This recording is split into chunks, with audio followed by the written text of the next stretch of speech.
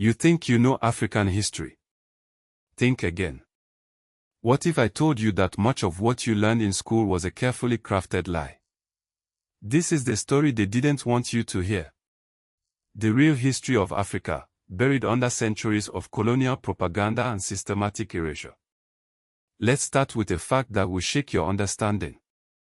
In 1897, British forces invaded the Kingdom of Benin, in what is now modern-day Nigeria. They burned the capital to the ground, looted thousands of priceless artifacts, and exiled the king. But here's what you weren't taught. Benin was one of the most advanced civilizations in the world. Their cities were laid out with precision, their art was unparalleled, and their political system was sophisticated. The British didn't just conquer Benin. They erased its history. This is just one example of how African history has been rewritten. The truth is, Africa was home to empires and kingdoms that rivaled any in Europe. The Kingdom of Aksum, in modern-day Ethiopia, was a global trading power by the 4th century.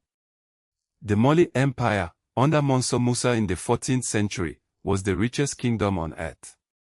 These aren't myths. They are verifiable facts. So why don't we know about them? Because history is written by the winners. And for centuries, the winners were colonial powers with a vested interest in painting Africa as backward and uncivilized. But the evidence tells a different story. Take the Great Zimbabwe ruins. For years, European historians claimed they couldn't have been built by Africans. They invented wild theories about Phoenicians or even aliens. The truth: Great Zimbabwe was the heart of a thriving African kingdom, with trade routes stretching to China. The lies didn't stop with ancient history. In the 20th century, colonial powers suppressed stories of African resistance. The Mau Mau uprising in Kenya, the Herero genocide in Namibia, the Congo Free State atrocities, these were all downplayed or denied. The goal was simple: make colonialism seem benevolent. Make resistance seem futile.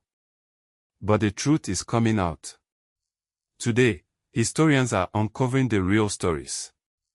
They are using oral histories, archaeology, and yes, audio documentaries to set the record straight. Because history isn't just about the past.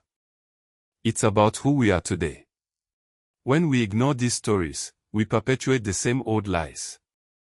So here's the question: what else don't we know? And more importantly, what are we going to do about it?